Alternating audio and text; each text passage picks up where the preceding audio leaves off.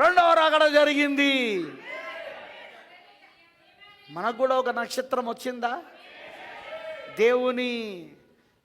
దేవుని కుడి చేతిలో ఉన్న 7 నక్షత్రాలలో 7వ నక్షత్రం వచ్చాడా? ఆ రోజు జ్ఞానులైన ఆ నక్షత్రం ఎవరి దగ్గరికి నడిపించింది? నీతి సూర్యుడైన క్రీస్తు దగ్గరికి. అదే మొదటి రాకడ. ఇప్పుడు జ్ఞానులైన జ్ఞానం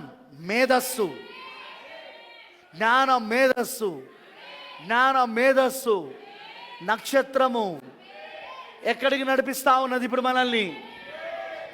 అదిగో రెండవ రాకడలో వచ్చిన ఏకైక మనిషి కుమారుడైన క్రీస్తు దగ్గరికి నడిపిస్తున్నాడు.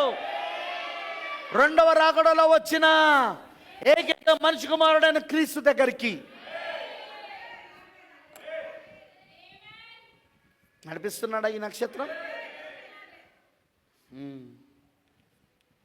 కానీ అప్పుడు కలవరపడ్డారు.